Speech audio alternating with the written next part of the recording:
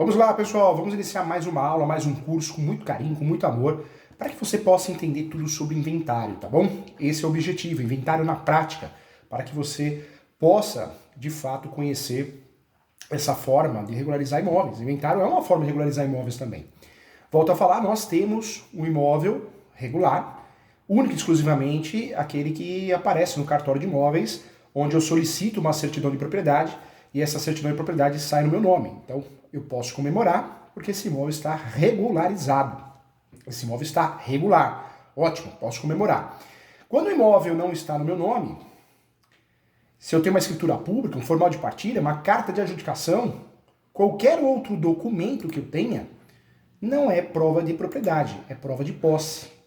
Então, o único documento que prova a propriedade, de fato, é a certidão de matrícula.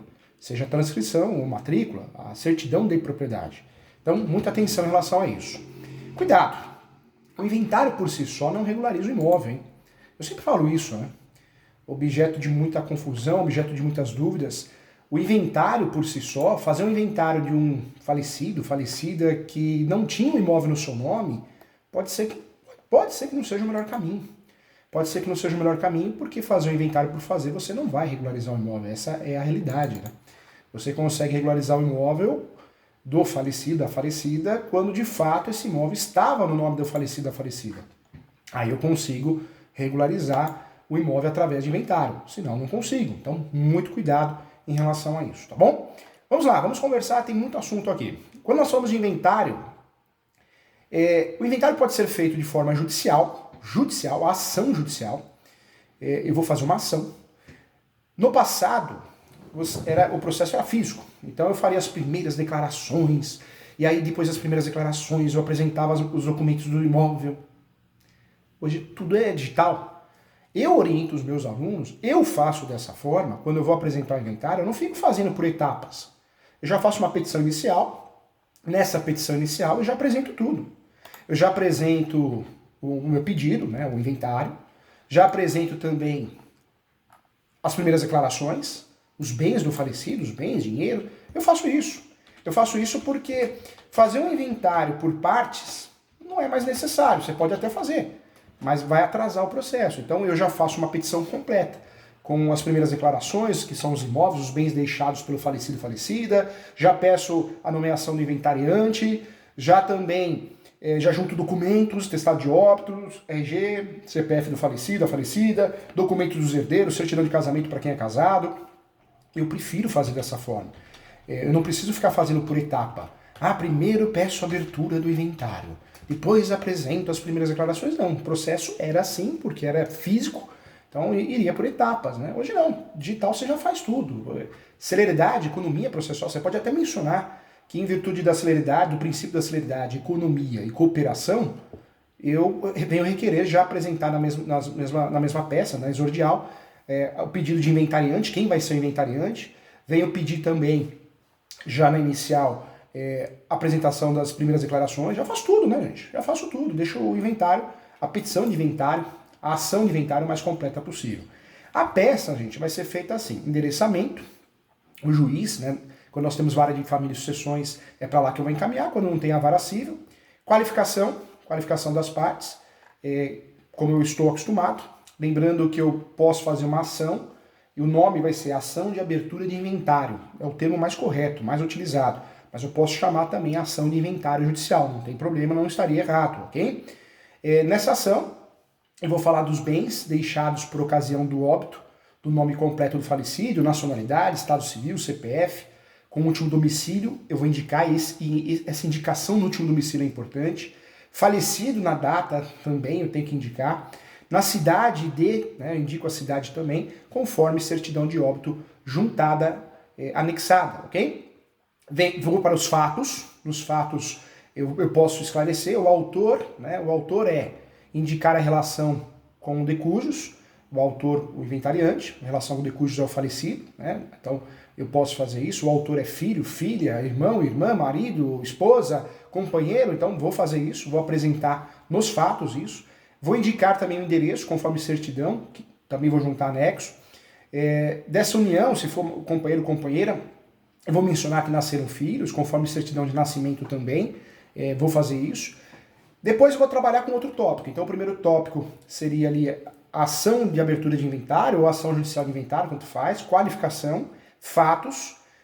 O segundo tópico eu vou trabalhar com do inventariante, e aí eu trabalho do inventariante conforme artigo 660.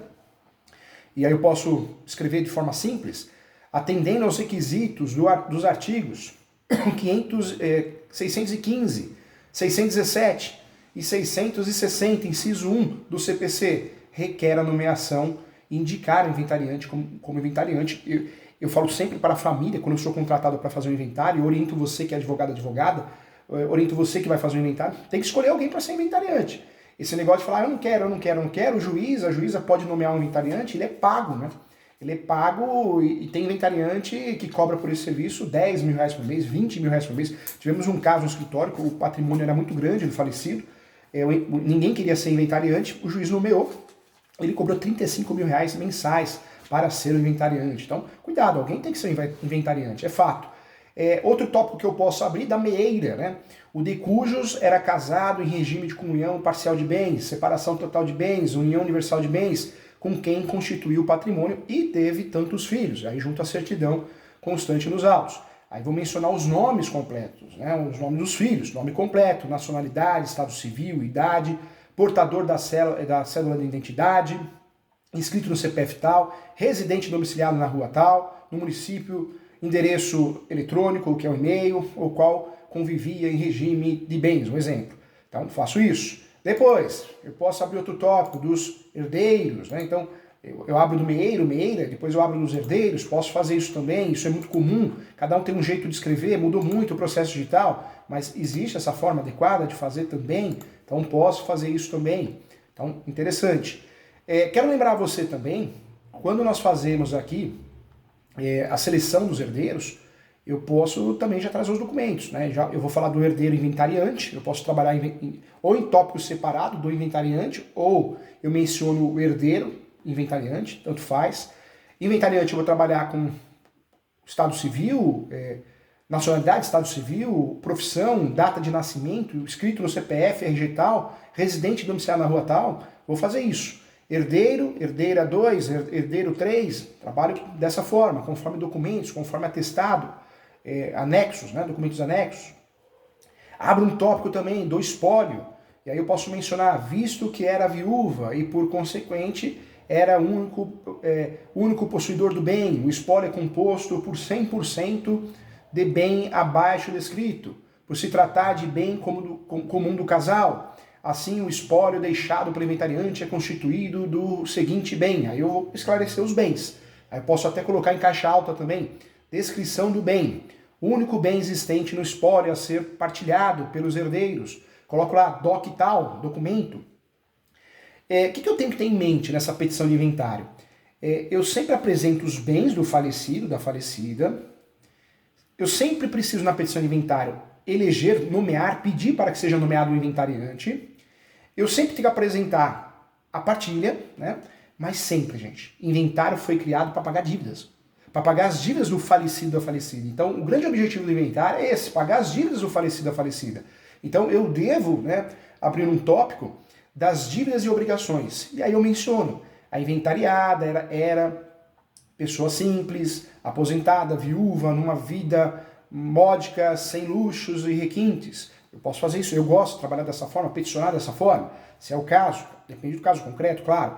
Por sua vez, não deixou nenhuma dívida em seu nome, conforme se comprova as certidões negativas em anexo. Então, se não deixou dívida, as certidões negativas tributárias, né, certidões negativas do distribuidor civil, da esfera estadual e federal, que vão provar que não tem débitos. São essas certidões.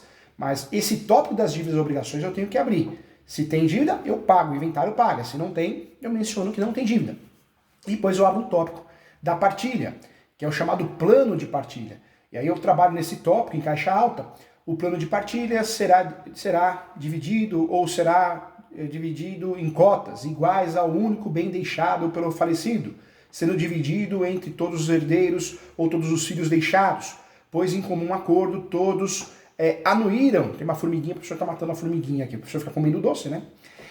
Todos anuíram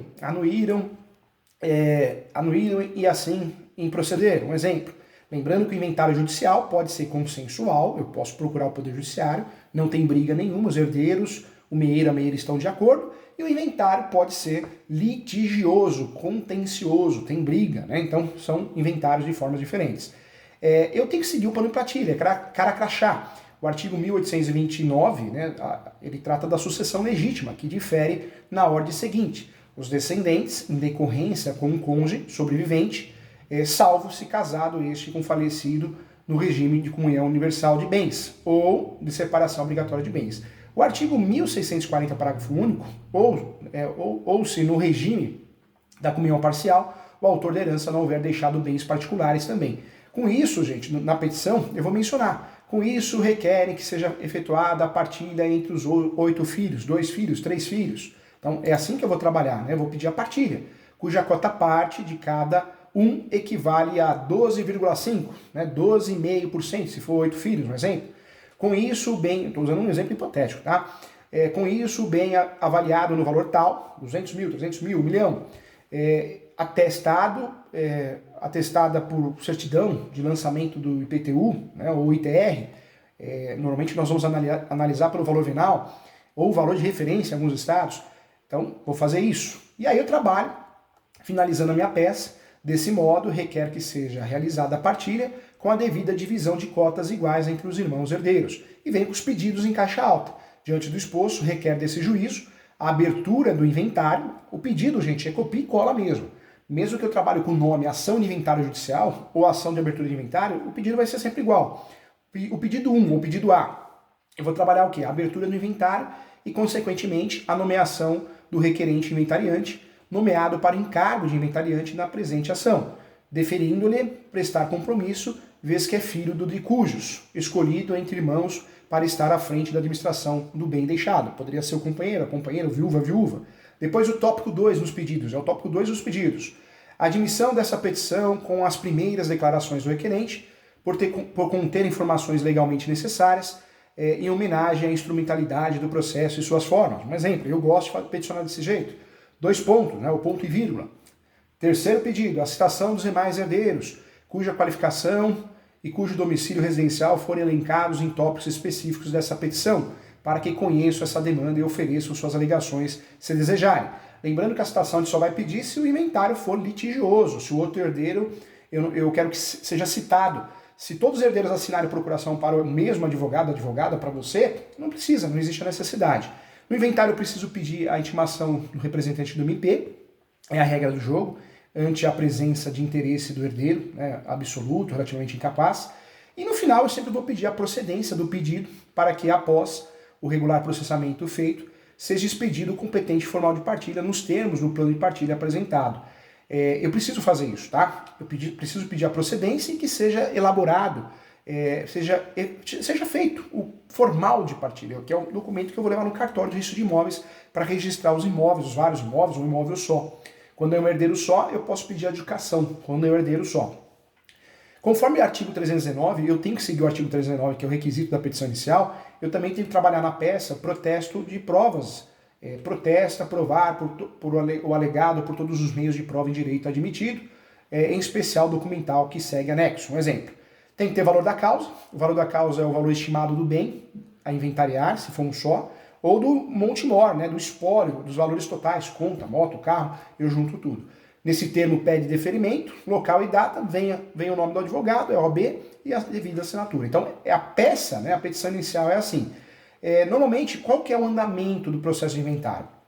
O juiz, a juíza, após receber dessa forma, o processo digital, se faltar algum documento vai cobrar, se tiver que citar, vai mandar citar, vai verificar se está correto o plano de partilha, vai verificar se existe alguma impugnação por parte de alguém e vai dar o devido andamento.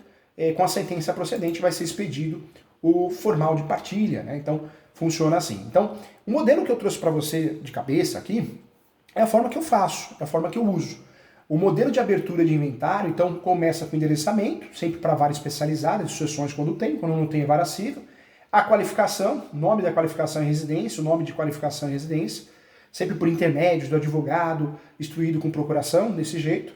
Vou colocar o autor da herança, eu posso abrir um tópico do autor da herança, consoante se infere da análise, certidão de óbito, documento tal, em data tal, hora, minutos, faleceu, no hospital tal, ab intestado, deixando herdeiros 3 filhos, conforme comprova certidão de casamento, e 50% dos bens do casal eram inventariados, um exemplo. Tópico 2, depois do primeiro tópico do autor da herança, do viúvo meiro, da viúva meira. Tópico 3, dos herdeiros. Tópico 4, da descrição dos bens. Tópico 5, das obrigações e dívidas. Aí fala que tem, ou se tem, fala que tem, né? E paga ela. Se não tem, fala que não tem.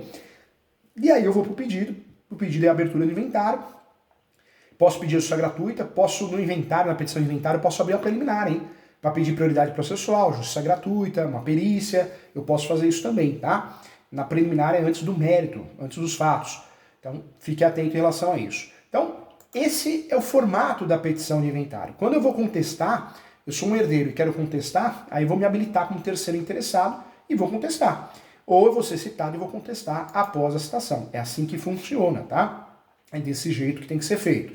A petição pode ser feita dessa forma ou mais simplificada também. Eu posso trabalhar com uma petição de abertura de inventário ou ação judicial de inventário no formato bem simples. Fatos, direitos e pedido. E no direito eu coloco a nomeação do inventariante.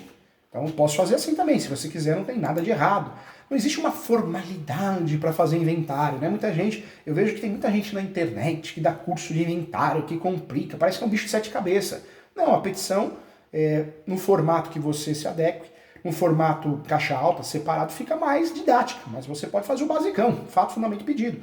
O que não pode faltar, anota aí na sua peça, quem vai ser o inventariante, não pode faltar obrigações e dívidas, se tem ou não tem, falar sobre isso, e as declarações, as primeiras declarações que seriam os bens, né? Você pode até pular essa palavra primeiras declarações. Nossa, tem muita gente que enfeita o pavão, 20 mil inventário, que eu só cobro 20 mil. Não, não é nada disso, gente. As pessoas inventam muito, mundo de Instagram, mundo de Bob, né? A pessoa vende uma coisa que não é, que não faz, que nunca fez, é assustador. Cuidado, tá? O inventário judicial, eu preciso, assim como o extrajudicial, recolher o tributo. E o tributo é o ITCMD, Imposto sobre Transmissão, o chamado Imposto Causa-Mortes e Doação de quaisquer bens ou direitos. O Imposto de Transmissão Causa-Mortes e Doação, gente, conhecido como ITCMD, é um tributo estadual, devido por toda pessoa física ou jurídica também que receber bens ou direitos de forma não onerosa.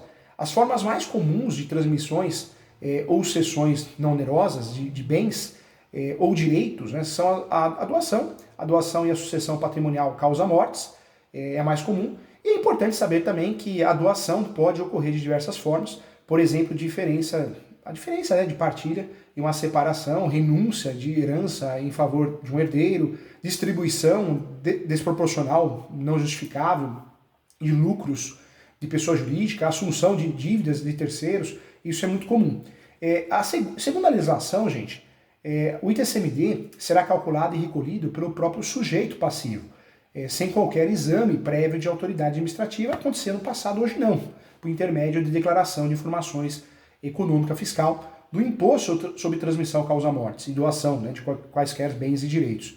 É gerado, hoje em dia você entra no site da Fazenda, do Estado, e o advogado mesmo, o corretor, a corretora, a própria parte, ela gera as guias, o sistema é autodidata, né, e ele já separa, você já lança quem são os herdeiros, meeiro, meeira, e ele já divide a porcentagem que cada um tem que pagar. Depois você junta isso no processo.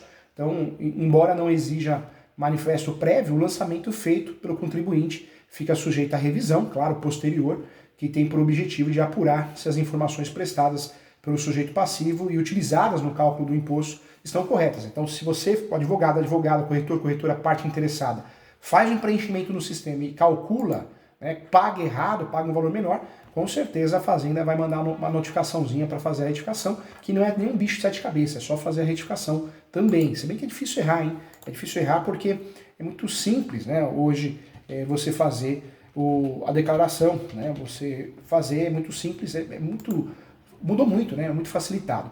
O advogado especialista em inventário, de fato, ele precisa conhecer os passos do inventário. Então, judicialmente é isso. As partes, né, contratam um advogado, uma advogada, Depois de contratar o advogado ou advogada, é feita a petição inicial, dentro dos conceitos que nós estudamos aqui, respeitando os direitos das sucessões. Feito o protocolo, a distribuição, o juiz vai pedir para emendar com documentos faltantes, vai pedir para citar se é caso de citar, e posteriormente vai dar o procedimento do pedido e fazer a expedição do formal de partilha. Eu quero lembrar a você que nós temos, né, vários objetivos em relação ao inventário. O inventário é um processo que ocorre após a morte de uma pessoa. Assim, durante esse processo que ocorre o levantamento de todos os bens que o falecido deixou. Além disso, ele pode ser judicial ou extrajudicial. Após a morte de uma pessoa, é necessário fazer um inventário de todos os bens que ela deixou, ou seja, é preciso listar esses bens e dívidas que compõem o espólio. O espólio é os valores dos bens deixados pelo falecido e as dívidas também, né? Esse processo é obrigatório para formalizar a transferência da herança. Existem princípios, né, que a transferência da herança é automática, mas se você não faz inventário, não tem nada automático, né? E cuidado, fazer inventário de imóvel irregular talvez não seja uma saída estratégica inteligente, talvez tenha outros meios, como o uso capião, é uma forma de você regularizar e gastar bem menos quando o imóvel ele é irregular, ok? Além disso, gente, é importante sim se especializar nessa área, estudar, porque você não erra, né? Erra. Ah, professor, é difícil errar? Erra sim. Eu nunca vou esquecer que o professor foi contratado por um cliente. Na verdade, ela, né, a Mônica. A Mônica perdeu os pais, foi uma fatalidade, eles faleceram no mesmo dia. A mãe faleceu de manhã e o pai pela tarde, num sábado. Terrível. Eu tive a oportunidade de ir num velório, a infeliz oportunidade, né? Um caixão do lado do outro, um negócio muito triste. E ela, como os dois faleceram em casa, o pai faleceu, a mãe faleceu de manhã. Ela saiu para cuidar do sepultamento do pai. Quando ela voltou em casa, o pai passou mal e morreu em casa também. Os dois morreram em casa, no mesmo dia. Ela contratou um advogado. Eu não gosto muito de trabalhar para conhecidos, para amigos, né? Porque eu acho que é difícil, né? A gente advogar em causa própria, trabalhar para amigos, dá confusão. Eu gosto de ser muito profissional. E ela contratou um advogado. E o advogado, um senhor, errou. Ele fez o inventário por comoriência, morte simultânea. E o pior de tudo, gente, o juiz errou também. Quando chegou no cartório de imóveis para fazer o registro do formal de partilha, inventário judicial, o juiz errou, o advogado errou, o senhor. O que aconteceu? O cartório falou, não, que absurdo. Um morreu de manhã, outro morreu à tarde, não é comoriência, não é morte simultânea, não é um desastre de carro, de avião, de navio, não é. Tem que fazer 2 inventários, não é inventário só. O cartório negou o registro, só que ela já tinha vendido a casa. Ela já tinha vendido a casa e ela iria pagar multa se ela não regularizasse no prazo, né, no prazo combinado. Aí ela me procurou, eu corri, fiz um inventário extrajudicial, consegui registrar, fiz 2 inventários, consegui regularizar a sua situação para ela não pagar uma multa no caso altíssima. Então, parece simples, mas não é simples não, por isso tem que se especializar, quem faz tudo não faz nada. Eu costumo dizer, o advogado que atua com trabalhista, previdenciário, criminal, se vai atuar em causa própria, inventário, por causa de um parente, ou porque é clínico geral, cuidado, hein? A gente erra, tem vários segredos no inventário, sim, e esse é um deles. Morte por comoriência simultânea morreu no mesmo momento, eu não sei quem morreu primeiro. Esse exemplo eu dou acidente de avião, não sei quem morreu primeiro. A partir do momento que eu consigo identificar quem morreu primeiro, não é morte por comoriência, tá? Isso eu falo entre casal, filhos, quem interessa a sucessão, então isso é importante, ok? Vamos lá, o inventário, uma pergunta que é feita. Professor Júlio, para que serve o inventário? Então o inventário é um processo obrigatório que pode ser judicial ou extrajudicial. O objetivo é oficializar a transferência dos bens de uma pessoa que faleceu aos herdeiros, esse é o grande objetivo. Além disso, gente, eu quero lembrar também que após o fim do inventário ocorre a partilha dos bens. Eu sou herdeiro, a partir do momento que fez o inventário e registrou, eu deixo de ser herdeiro e passo a ser proprietário, coproprietário. Então isso é importante. Quais são os cuidados antes da entrada no inventário? Eu diria que antes da entrada no inventário, separar os documentos, analisar quem são os herdeiros de fato. É importante verificar também se os documentos estão em ordem ou não possuem erros, né? Erros de falta de páginas, legíveis, isso é importante. Por exemplo, o sobrenome de pessoa que morreu não possui erros de grafia, senão tem que fazer a retificação do nome antes do inventário. Caso haja algum problema nesse documento, você tem que verificar esses problemas antes da entrada no inventário, tá? Quando nós falamos dos tipos de inventário, a lei prevê 2 modalidades para realizar o processo de inventário. Judicial, essa é a maneira mais conhecida, mais utilizada, dentre as formas legais, uma vez que foi a única possibilidade para fazer o inventário durante muito tempo. Nesse caso, o inventário pode ocorrer na justiça. Além disso, esse tipo de inventário judicial pode ser tanto consensual quanto litigioso. Consensual, nesse caso, mesmo com o consenso de todos, né, de todos da família, os herdeiros, meiro, meira, viúvo, viúva, o processo deve ser judicial porque o falecido deixou, nesse caso, o testamento. Então, muitas vezes, além de ser consensual, ele deixou o testamento.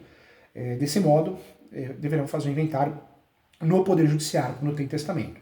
Litigioso, sem dúvida nenhuma, tem que fazer também no Poder Judiciário. Por sua vez, esse inventário ocorre porque não há consenso e é muito comum entre os sucessores, né? Então eu faço o inventário obrigatoriamente no Poder Judiciário. Além, né, do caso de ter testamento, é uma outra situação que eu sou obrigado a fazer no Judiciário. Desse modo, a escolha do inventário judicial pode acontecer a partir de alguns critérios. Existir herdeiro menor ou incapaz, aí eu tenho que fazer judicial, herdeiro menor ou incapaz, existência de testamento e herdeiros que não estão de acordo, não concordam. Assim, por conta de disputas familiares pelo patrimônio, a tendência é que este tipo de inventário seja mais longo, mais demorado, claro. O inventário extrajudicial ele aparece bem regulamentado com a Lei 11.441, do dia 4 de janeiro de 2007. Ele é responsável por criar o inventário extrajudicial, né? Um grande avanço, pegou, deu certo. Essa modalidade tem o objetivo de tornar o inventário mais rápido e menos traumático, além de contribuir para a diminuição da quantidade de processos judiciais. No entanto, gente, o que eu trago para você? Ao optar por essa modalidade, é preciso seguir alguns requisitos importantes. Por exemplo, todos os herdeiros devem estar de acordo com a partilha de bens, não deve ter testamento, conforme já falei aqui, não deve existir testamento, e os herdeiros devem ser maiores e capazes, tá? Tem exceções aí.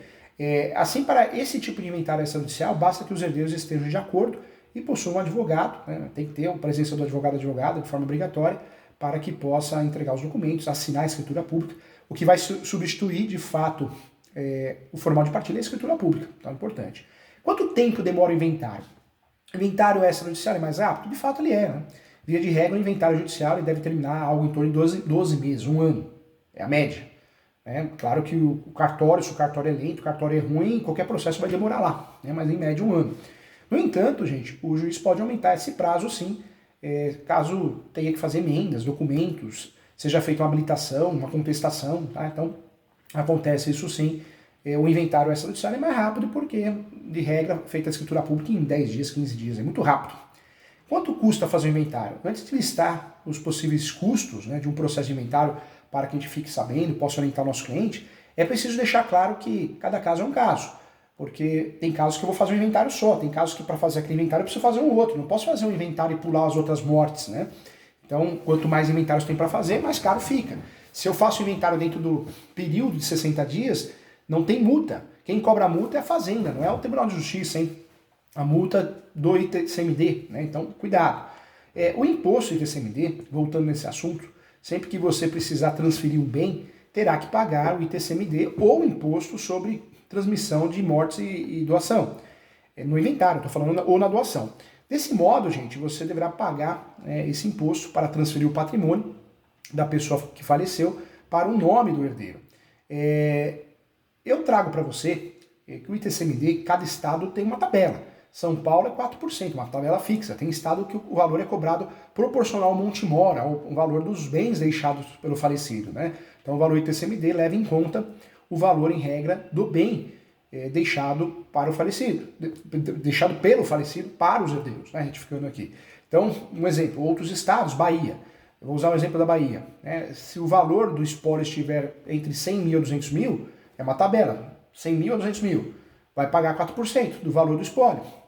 Contudo, se morar no Rio de Janeiro, a taxa já é de 5%, São Paulo já é 4%. Então, quando você vai advogar, e hoje a advocacia, eu advogo no Brasil todo, fazendo inventário, fazendo uso capião, atuando no direito civil, no direito imobiliário, você tem que analisar qual que é o valor cobrado por aquele estado, porque tem valores diferentes, tem formas de cobrar diferente. Ou é um valor fixo naquele estado, ou é uma tabela progressiva, dependendo do valor do espólio. Fique atento. Além do tributo que nós recolhemos, quem paga são os herdeiros, o viúvo e viúva, para a fazenda, tem as custas processuais. No inventário judicial tem as custas processuais para usar o Poder Judiciário, taxa processual. Se eu vou fazer inventário no cartório, eu pago para o tabelião de notas, os emolumentos do tabelião de notas. E pago para registrar também, quando eu não tenho justiça gratuita. Então são gastos que eu tenho, né? Esse custo se aplica ao inventário. Cada estado do país define os valores dos emolumentos judiciais a serem pagos, inclusive cartorários também, quando eu vou fazer no cartório. Registro, eu pago as taxas cartorárias, chamados emolumentos, tabelião de notas e registro. Honorários advocatícios. Existe a tabela da OB. A tabela da OB é estadual, cada estado tem a sua. a média de 5 a 10, 20% do monte mora. Esse é o valor que é cobrado, essa é a precificação que é feita, tá? Cada caso é um caso. Qual o prazo para abrir o inventário? De acordo com o artigo 983 do Código de Processo Civil atual, você tem um prazo de 60 dias para abrir o inventário, e é esse prazo que prevalece, tá? No entanto, esse processo se aplica tanto à abertura quanto ao pagamento também do imposto de transmissão causa-mortes, né, e doações. É importante lembrar disso. É importante também que você, o seu cliente, apresente os documentos necessários para dar entrada no inventário o mais rápido possível também. Então isso também é fundamental. Qual o prazo do inventário durante a época da pandemia, né? Na verdade, nós tivemos a Lei 14.010, que ela acabou postergando, né? O prazo de 2 meses para dar entrada ficou suspenso até o dia 30 de outubro de 2020. Já passou muito tempo, né? Alguns dizem que já estamos vivendo a fase pós-pandemia, ainda estamos na pandemia, mas lá atrás, né, só para você saber que tivemos essa interferência, já faz muito tempo, né, já faz aí muitos anos, mas para você saber, porque às vezes você é contratado, às vezes você vai fazer um inventário e ocorreu o falecimento na época da pandemia, então um ponto importante. Como funciona o processo de inventário da herança então? Passo a passo, vamos lá, juntos aqui, ó. Vamos pensar juntos aqui. Contratação do advogado, tem que ter advogado, apurar a existência de testamento, tem que analisar. Eu analiso isso através da certidão negativa do colégio notarial. É lá que eu vou localizar se tem testamento ou não. O meu cliente, eu vou pagar por isso. Vou apurar o patrimônio, vou levantar a documentação, certidão de propriedade, documento dos veículos, extrato bancário, para ver se tem dinheiro na conta corrente, conta poupança. Depois de apurar o patrimônio, eu vou decidir se o inventário será judicial ou extrajudicial. Vou escolher quem é o inventariante. Se tiver dívidas, eu vou negociar essas dívidas se existirem, vou pagar com o dinheiro do espólio do falecido, se não tiverem, vou legar isso na peça. Vou decidir, né, como farão a partilha de bens, conforme regras previstas no Código Civil.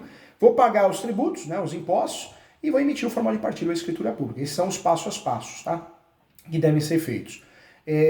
O advogado é importante que ele conheça o assunto, né, o advogada, apurar a existência do patrimônio, isso é fundamental. Os documentos necessários para dar entrada no inventário do falecido, certidão de óbito, RG e CPF, anota aí. Certidão de casamento e certidão de pacto antinupcial se tiver, ambas atualizadas na hipótese de casamento. Escritura pública de união estável, se tiver, atualizada na hipótese de união estável. Certidão de nascimento atualizada na hipótese do falecido ser solteiro. Certidão também de casamento averbada com a declaração de divórcio, na hipótese de divórcio. Comprovante de residência do último imóvel. Certidão de existência de um testamento emitida pelo Colégio Notarial do Brasil. É obrigatória essa certidão, inventário. Certidões negativas de débitos com a União, Estado e Município, são as certidões negativas. Em relação aos herdeiros, cópia de RG e CPF, certidão de nascimento atualizada na hipótese de solteiro, menor ou incapaz, escritura pública de união estável atualizada na hipótese de união estável, certidão de casamento atualizada na hipótese de casamento e certidão de casamento averbada com declaração de divórcio na hipótese de divórcio. Em relação aos documentos de bens deixados pelo falecido, escritura pública, certidão de matrícula atualizada ou de propriedade, certidão de ônus reais emitida pelo cartório de registro de imóveis, guia de IPTU ou outro documento do município onde conste o valor estimado do imóvel, certidão negativa de débitos municipais também relacionadas ao imóvel urbano, certidão negativa de débitos federais relacionada ao imóvel rural emitida pela Secretaria da Receita Federal, Ministério da Fazenda, certidão do cadastro do imóvel rural, CECIRO, emitido pelo INCRA. Em relação a bens móveis, comprovante de propriedade ou direito, documento de veículo, extratos bancários, notas fiscais e joias e bens, etc. No geral, esses documentos é o que você vai utilizar. Também é necessário, nessa lista, testamento, se é que tem, certidão de curatela e outros também. Isso é importante também dentro dessa lista, tá? Inventariante, quais são as responsabilidades, né? É importante você saber escolher, vamos trabalhar aqui, veja como escolher. O inventariante, gente, é a pessoa responsável por administrar o espólio. Não faz muita coisa, mas é o responsável para administrar o espólio, alugar, receber aluguel, né? Receber participação dos valores, dos lucros da empresa. Então a assinatura constará no termo de compromisso firmado no processo judicial perante o juiz, tá? Portanto, gente, a formação de um inventariante é a de assumir as obrigações resultantes, né, do patrimônio, representá-lo ativamente ou passivamente e também se empenhar para atender determinações advindas do processo, tá? Ou seja, eu sempre falo isso, né? O inventariante é responsável por guardar e zelar o espólio. E além disso, para escolher o inventariante, é importante levar em conta a ordem do Código de Processo Civil. Vamos lá nessa ordem, hein? Cônjuge ou companheiro, viúvo, viúva, ok? Depois, herdeiro, que se achar na posse e na administração do patrimônio geral. Qualquer herdeiro, caso nenhum se apresente para administrar o espólio. Nessa ordem, a quarta opção, o herdeiro menor, por seu representante legal. Depois, o testamento, desde que ele seja o responsável por administrar a herança, ou ela esteja distribuída, né, em legados. 6, o cessionário do herdeiro, ou do legatário. 7, o inventariante judicial, se houver. E 8, pessoa estranha, né, idônea, quando não houver inventariante, que é má fria, porque vai ter que pagar por isso, hein? Então a família fica brigando muito, vai ter que pagar. Uma pergunta que é muito, muito comum: professor Júlio, o que é inventário negativo? Essa modalidade de inventário, ela obtém 3 vertentes. A primeira ocorre quando o falecido não deixar ou não deixou nenhum bem, né? É utilizado para provar. É necessário que os herdeiros tenham uma declaração judicial ou escritura sobre o caso. A segunda vertente ocorre quando o decúbito não deixa bens algum, porém deixa algumas dívidas, e nesse caso os sucessores devem sim ter uma certidão atestando que não há bens para serem partilhados. E a terceira, eu diria, a terceira situação que pode ocorrer, por sua vez, ocorre quando há um patrimônio, mas esse não é suficiente para arcar com as dívidas que ele deixou, então é uma prova, uma forma de eu poder, fazendo isso, evitar problemas como herdeiro, herdeira, viúvo, viúvo, tá? Então, isso é importante usar dessa forma. É possível fazer o arrolamento? É possível. Existem 2 tipos de arrolamento, que é um inventário mais simplificado. O simples e o sumário, tá? O arrolamento simples é uma forma mais rápida de partilhar os bens, é fato. Nesse caso, leva-se em consideração o valor final do patrimônio deixado e o acordo feito entre os herdeiros também. Além disso, outro ponto importante que eu queria trabalhar com você, gente, isso é importante, ele pode ser aplicado ao pedido de adjudicação, quando houver um único bem, um único herdeiro, tá bom? Pode ser feito isso também. Contudo, no arrolamento simples, o total dos valores, né, dos bens, deve ser igual ou inferior a 1.000 salários mínimos. Essa é a regra, tá? Essa é a regra do jogo. O arrolamento sumário, por sua vez, simplifica ainda mais o processo de inventariante, ou de inventariar o espólio, já que tem como requisito que todos os herdeiros sejam maiores e capazes e estejam de acordo com a partilha de bens do patrimônio também. Além disso, gente, diferente do arrolamento simples, não possui um teto, né, quanto ao valor também. Outra pergunta que é muito comum e fizeram também para mim na aula é: o que acontece quando o herdeiro não concorda com a partilha de bens? Na verdade, quando isso acontece, a partilha de bens deve respeitar o que está determinado na legislação, na lei. Portanto, o juiz não pode inventar moda, o juiz, a juíza. O juiz não avalia questões pessoais no processo de inventário. O juiz analisa o que está na lei. Vai ser feita cara a crachá, tá? Assim, qualquer herdeiro tem os direitos garantidos, desde que sejam conciliados com um acordo feito judicialmente, tá? Isso é importante também. Então, importante. Professor, eu esqueci um bem. Fiz o inventário, esqueci um bem. Faz a sobrepartilha. Sobrepartilha é para isso. Professor Júlio, apareceu um herdeiro novo. Meu cliente é esse herdeiro novo que foi omitido. Um filho novo que apareceu, que o falecido não sabia, a falecida não sabia, tem que fazer uma petição de herança. O nome da ação, petição de herança, para pedir nulidade de tudo e partilhar de novo, porque foi partilhado da forma errada. E o alvará judicial? O alvará judicial pode ser feito, né? Pode ser feito sim, no lugar do inventário, para levantamento de valores em bancos, FGTS, bens de pequeno valor. Quando eu vou solicitar o alvará judicial? O pedido de alvará judicial ele pode ser feito pelo interessado e levantar valores depositados em contas bancárias em nome da pessoa já falecida. Não pode ter litígios, tem outros herdeiros, né? De modo geral, o requerimento ele é feito pela viúva ou pelos herdeiros para que o juiz demonstre a existência dos valores ou dos bens a serem negociados. Tá? Essa é a ideia mais comum.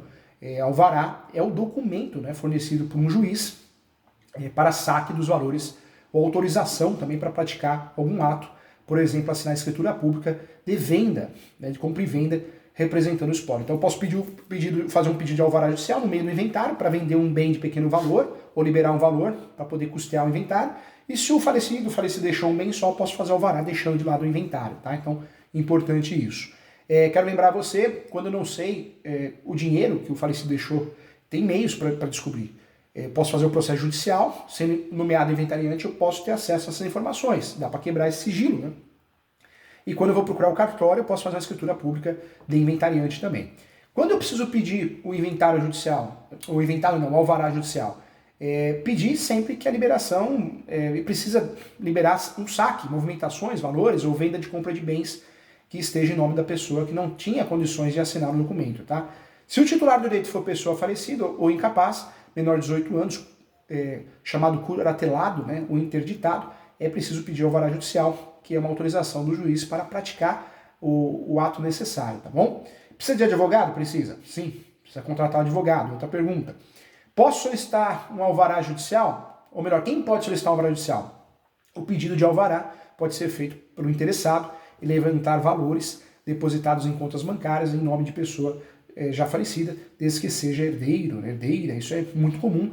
Nós temos a tipificação do alvará judicial, tem uma lei para isso, né, que é a Lei 6.000, anote aí, Lei 6.858. Lei 6.858 é uma lei antiga, de 80, hein?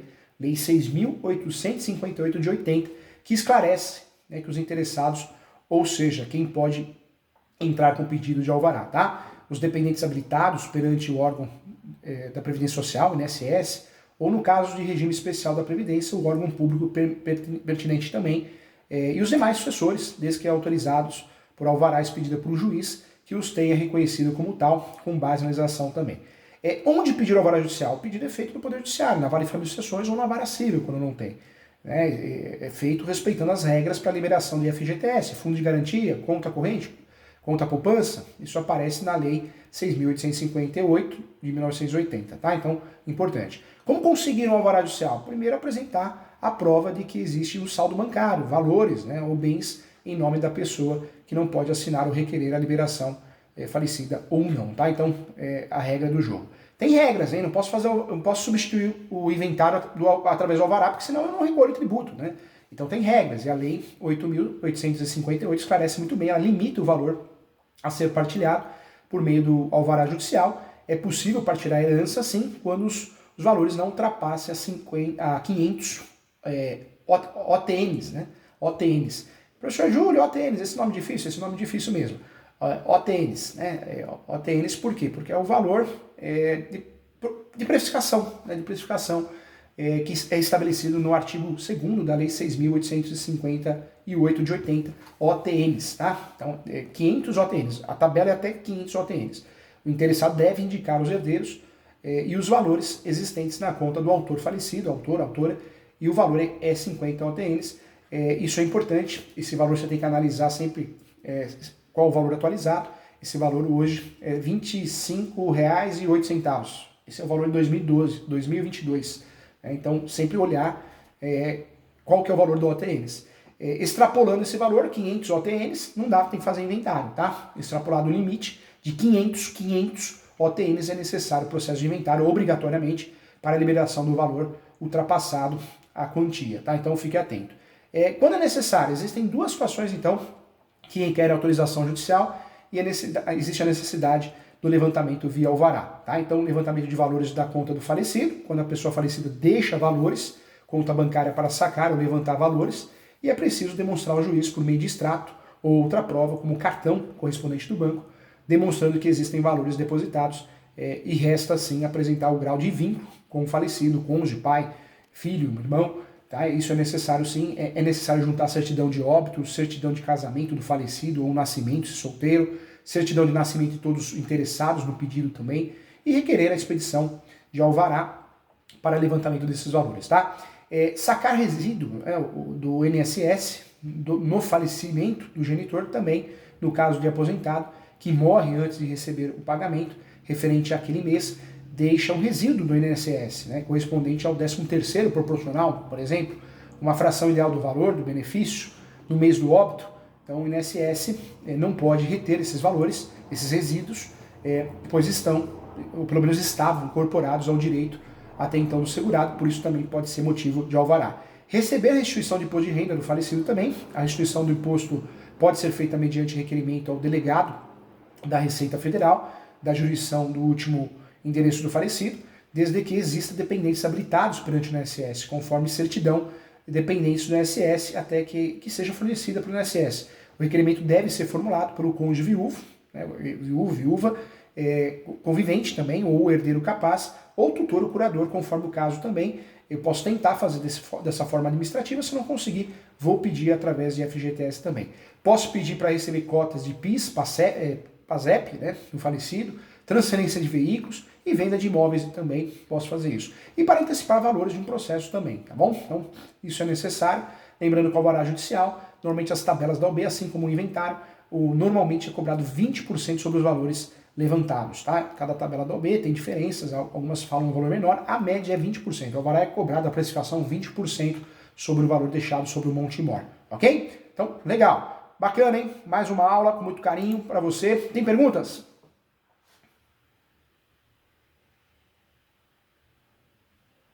Tem perguntas. E sempre quem? Monique Cruz. Fera, sempre estudando, aproveitando as oportunidades que a vida nos dá, né? Tem muita gente que, minha vida não dá certo, mas não aproveita as oportunidades. Hoje o professor estava vindo para o escritório, vi uma placa, curso de inglês gratuito. Ou seja, se a gente procurar, a gente acha cursos gratuitos, cursos na internet. Muitas vezes a gente tem desculpa para viver mal, para reclamar. A felicidade plena, gente, é uma utopia, hein? Então não busque a felicidade plena porque você nunca vai encontrar, tá bom? Vamos lá. Eu quero fazer um convite antes, vai aparecer para você. Faça a minha pós, gente. As matrículas da pós-graduação de Direito Civil e Processo Civil estão abertas, hein?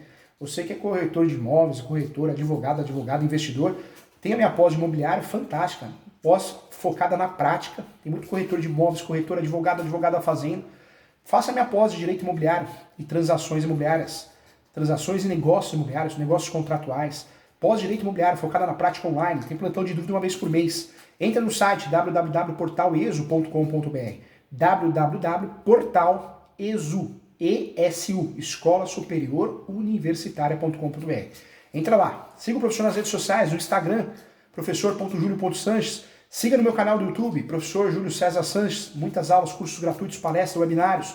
Meu e-mail é julio.professor.direito@gmail.com. WhatsApp profissional 11 99685 3891. E o telefone fixo do escritório para você agendar mentorias, o professor corrige peça, teses, recursos, treino para você para uma audiência, treino você para uma sustentação oral.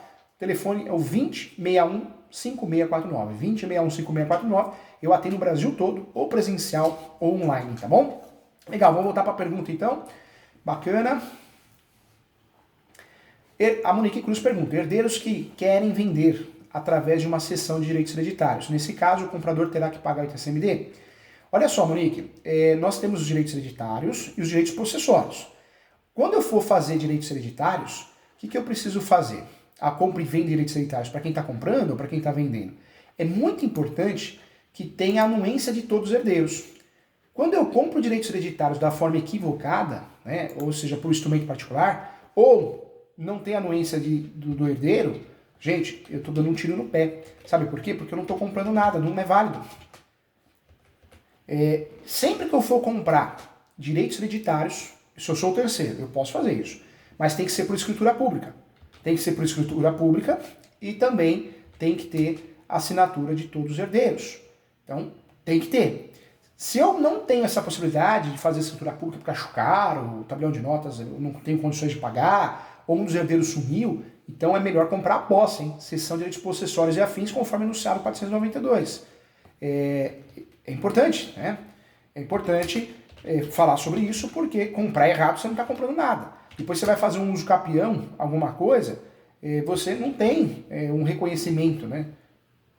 Um reconhecimento que esse documento tenha valor, como justo título e boa-fé. Então, cuidado, tá? Em relação à sua pergunta, muito inteligente como sempre, a cessão de direitos possessórios não paga ITCMD, não. A cessão de direitos hereditários, o ideal, né, o ITCMD, Imposto de Transmissão, Causa Mortes e Doação de Quaisquer Bens ou Direitos, é um imposto cobrado nesse tipo de situação, então o ideal é recolher sim. Tanto é que o tabelião de notas só vai lavrar a escritura pública de cessão de direitos hereditários, ele é um fiscal também dos tributos, ele vai exigir que você faça o recolhimento. O ITCMD deve ser pago pelo cessionário, né? Então, se a transação for onerosa, paga. Se não for onerosa, não paga. Então vamos dizer que eu estou fazendo a cessão de direitos hereditários para você, minha irmã, os outros irmãos também, mas não onerosa. Não tem ITCMD. Essa é a regra do jogo. Se nós estamos falando de uma transação que é onerosa, um irmão está comprando ou um terceiro está comprando, nós temos que pagar sim, tá bom?